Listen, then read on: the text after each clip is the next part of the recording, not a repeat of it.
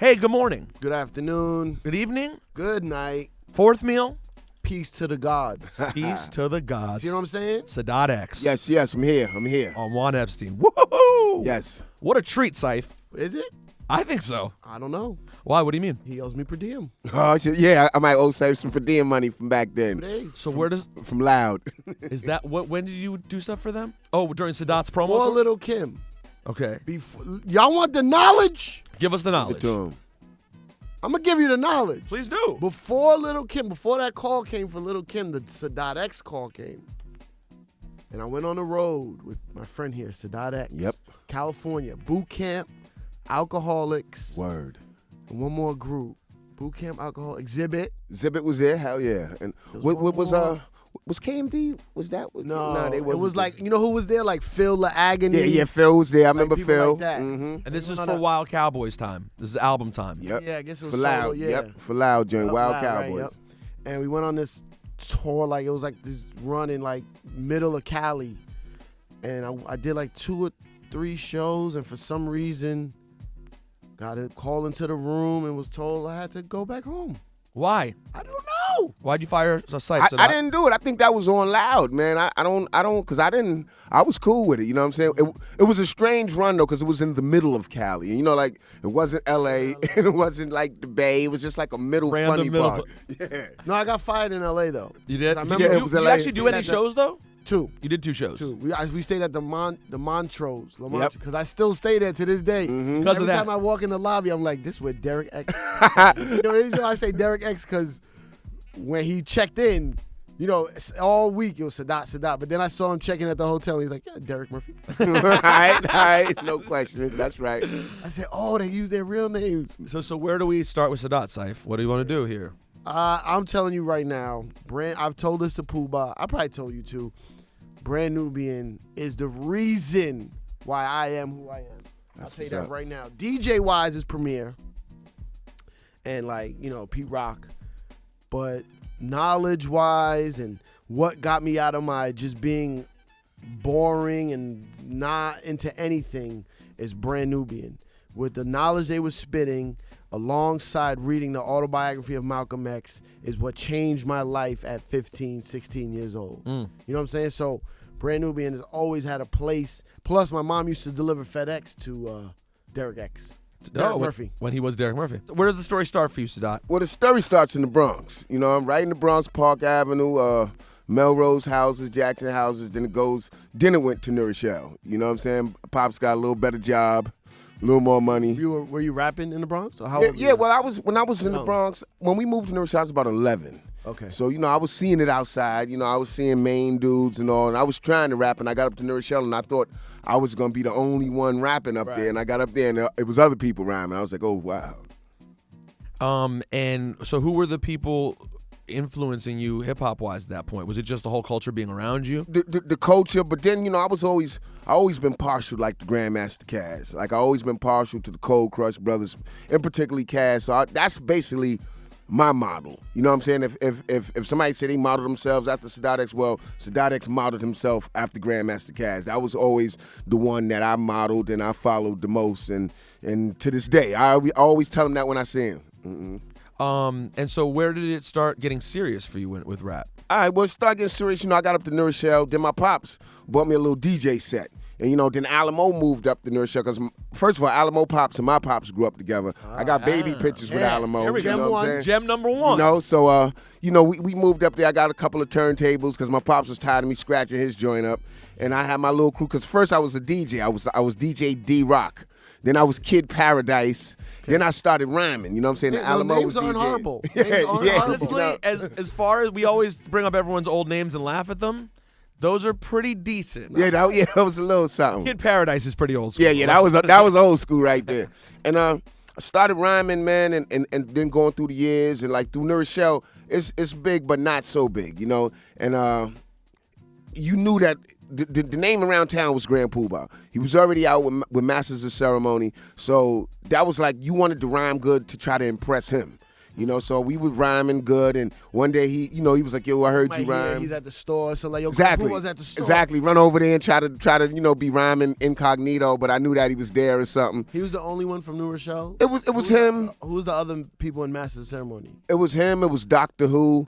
And then even before that, Pooh was in a group called the Tray Bag MCs. That was their name, the Tray Bag MCs. Yo, how long has Pooh been around? No, Yeah. I think 83. Yeah, He's 83 years old. Yeah, he's been around for a minute. He's been around, and like he was producing me and Jamar at one point, like as solo acts. Like we go to the studio, Jazzy J be like, yo, I can give y'all 3 o'clock in the morning to like 9 in the morning on a school day. Mm-hmm. So we would go and Pooh do 4 hours with Jamar, 4 hours with me, and that went on for a while. Then one day we was in the studio and Jazzy J put on the beat, and all of us rhymed on it, and it went from there. Pooh took it downtown. You know, Pooh got the man of a million schemes. So he went downtown, said he got somebody named Dante, and Dante told us to hold on for a minute. He was at Tommy Boy. He was going somewhere else. And it just basically rolled out like that. It was real quick. What record was it, Brand Nubian?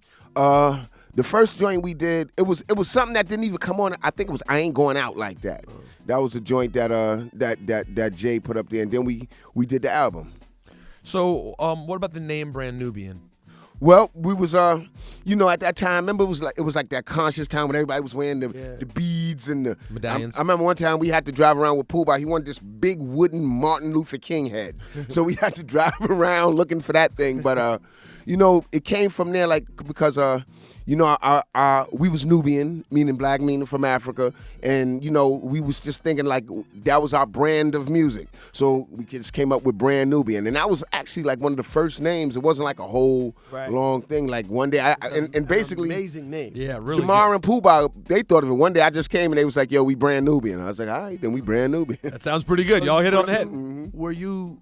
How old is this? This had to be. I was like 18, 19. Yep. And how? Sorry, I just got to talk 5% a little. Like, how much knowledge were you getting at that time? Were you like fully in? Yeah. Basically, I was fully in. Because that was a big movement in New Rochelle at one point, the God. So I was fully in. Jamar he's even before me. Jamar was fully in, and Pooh was in. His family come from that type of line, and we was from there, and like we just tied everything together. Some of the teachings with the music. You was rapping. You loved hip hop, but you was also getting lessons. Yeah, getting lessons, and see that was at the time when, if you didn't know your lessons, that's when the guards was coming in. You might be on the train or somewhere, and they roll right up on you. What's today's degree, guard? And if you didn't know it, it was times I was in the crib before I went outside, like, yo, let me study this and at least get today's down in my mind. I got to know what today is in case somebody asks me. That's the first asks me. thing that would get asked always if you were to get called for it. Someone's going to ask what were today you is. wearing flags? That's flag. If you wore the flag. Yep,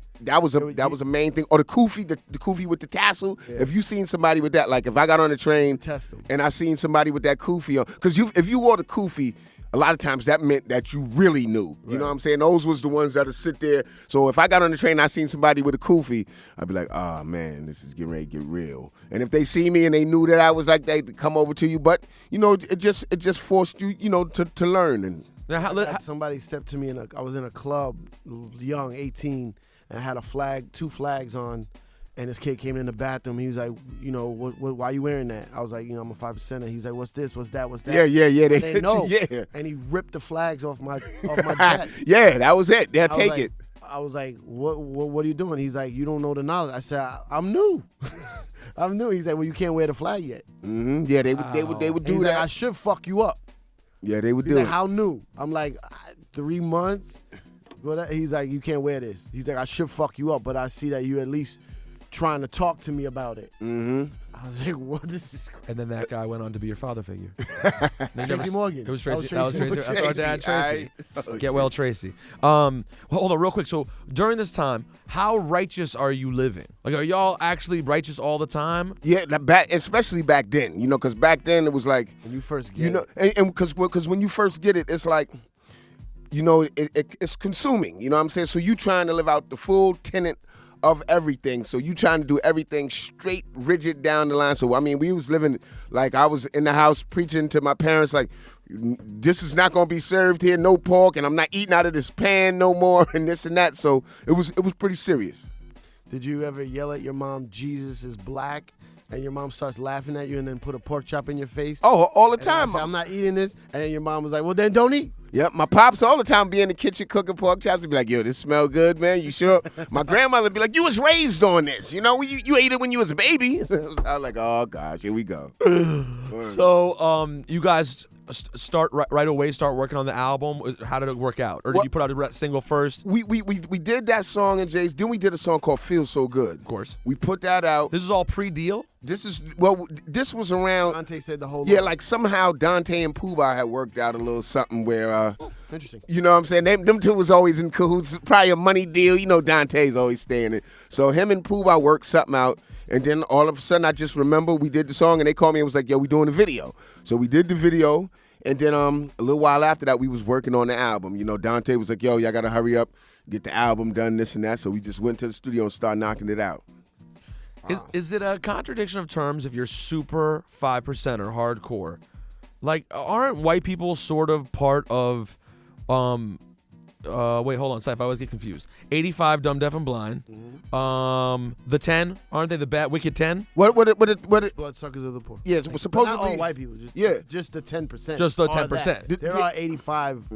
The 10% is basically supposed to be like preachers and people that know the truth but are shielding the truth. That's like the 10%. Then 85% is basically the population, the masses. You know, then it's supposed to be 5%, which is us, the poor righteous teachers of the planet Earth. You know, so we the 5%. But like I said, man, like as you go, like a lot of I'm still 5%, but a lot of the lessons and stuff, and this is where I get into debate with a lot of the guys. I mean, those lessons, a lot of those was written in 1964. Right. You know what I'm saying? So if we know and understand that we gone and we supposed to be advancing, we got to know and understand that some of them lessons are not today's facts. And has to advance. You know, times have changed. If we know that the total population of the original nation was this back then, it's got to be more now. Or different facts have come out. You know what I'm saying? Land mass facts and stuff like that. Different facts have come that are proven that's a little different now. It's good as far as mind repetition and I guess getting yourself mentally That's what I'm to saying. learn stuff. The knowledge still shapes your everyday thought process. Yeah, definitely. That's how definitely. it is with me. Mhm. Like it made Yeah. me it made me love to learn. Yeah, definitely. Then And it's surprisingly, it's made me, the lessons made me learn to judge people differently. You know what I'm saying? Because a lot of times they say, like, if you're 5%, you're supposed to hate white people. Well, the lessons have taught me that, you know, the worst devils sometimes are the ones that come in the same color as you. You know what I'm saying? I just learned, and then from going on the road and growing just to deal with people, you know, that's I've been messing with R.A. the Rugged Man since 90. You know what I'm saying? That's my man. I don't look at him as white R.A. or nothing like that. That's just my man. I got people in Europe and different places. Every year we go back and forth. So it's taught me a lot, too, to deal everybody on their own merit. Now, real quick, we should also mention while Sadat's here, he has a wine. This is not the product I would have assumed one day I'd be getting from Sadat X. Yeah. All right? True wine connoisseurs. Definite. Has the picture of Sadat on it. Yes. And I just want to say real quick, as someone who has, in the last couple of weeks, been held to the fire by many so-called hip-hop supporters who I don't believe do anything to support hip-hop, but just talk a lot of trash about it. I'm not talking about Chuck D, by the way. I'm talking about people online. Yeah, no problem. Obviously, I see it, too. I know you've been going through it. I seen So it. when y'all all say, oh, I support blah, blah, blah. Well, we're sitting right here with a legend who has a new business that he's out here doing. Yes. And if you drink wine, why not check out what Sadat's doing? It's available in Please 55 do. stores Yes. in New York. And you said it's going to other places as well. It's going to other places. We finally got it down to the district. Shout out to all my family. Got extensive family in Washington. Boom, that's where I'm from. Oh, yeah. Like Barry Farm. Shout out Anacostia, Baloo. I was there last You know, week. the Black Hole, Chuck O, Pleasure, all those groups like that, Chuck. Whoa. You know, so I was there. Really? Understand. But All right. It's going to be there, too. So anyways, is there a place online people can find this, too? yeah, well, you can hit me online at, hit my email, brandnew7, BRANDNU7 at Gmail. We working on the website right now. And But right now it's just in stores. yeah, it's in store, 55 stores. And if you get a chance, just Google Sadat X Wine, and you'll see all the True Wine episodes that we have that led up to the culmination of this. This is very cool. All right, I love that. So you're working on the first album now. Yeah. Did you guys have an actual meeting and like sign a contract and like we're signing to Elektra Records now? Did Pooh just do it himself and be like, y'all are gonna be good? Well, what happened was, like I said, one day I got a call. Pooh was like, yo, Him and Dante, they worked something out. Yo, we signed in with Elektra. We got Larry Lytle was the lawyer. Larry had to be about 80 then, so he's probably bones now. But he was. We got that, and I remember it. The advance from Elektra was $15,000. I got 5,000. Pooh-Bah got 5. Jamal got 5, and that was the most money I had ever seen. I immediately went out and bought some gold teeth and some Timberlands. I'll never forget that. Money well spent. You know what I'm saying? Some gold teeth and Timberlands, but it came from then. Then we just had to work on the album, you know? And that was your personal money. Personal money, $5,000. What was the budget for that album? Now, that's a good question. Because, I don't know what the budget was. I know that we ran up a car service because somehow, remember back in the days they used to have the car service and you get the PIN number. We ran up about $28,000 worth of services from Elektra, which was taken out. And then, because, back then you'd get them big contracts, but they'd get all that shit back. Because they get all that money back. You do a video, it costs $50,000 or whatever. They take $50,000 back. Where at the end, I remember we wound up owing Elektra some money. So right away, do you already have like an idea of what this album's gonna feel like, or is it just cutting records? Yo, we just was doing it. You know what I'm saying? We come to the studio, literally come to the studio with a record, play records, loop something up. Who would bring the records in? All of y'all? All of us. All of us. Some days I'll bring some days Pooh-Bah would bring some. Are there any you hold to that you're like, I brought that sample? I bought the Edie Brickell record for Slow Down. I saw it was one of those late night shows, and I saw her video, and I was like, yo, I gotta go get that record. The next day I went and got it. It was a 45 too. And we tried to loop it up, and it didn't work at first. Right. So we was like, forget about it. The last day we had to do the album, the very last day, we had about 2 hours left. And when we was playing with the record again, somehow we looped it up right this time and laid that down. That was the last joint we did. That was the last one for the album? For the album. And it's bugged out because imagine if we wouldn't have put that on the album. It would have still been a cool album, I think, but that, that was like a main joint we needed, and it came together like that. And what was the clearing process for that record? Like, did she hear the record? Because that was a huge smash, and it was one of the couple times in that era in which a smash was sampled, just like sometimes or I'm Slow. Mm-hmm. It was something was sampled really recently. Yeah, right at the time. So how did it go? Well, she heard it, and like we had to explain what it was talking about.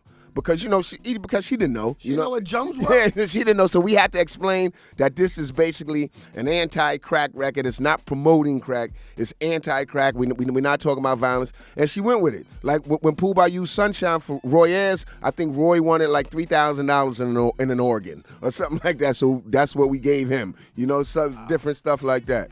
Wow, but it's really cool that I got to be honest, too.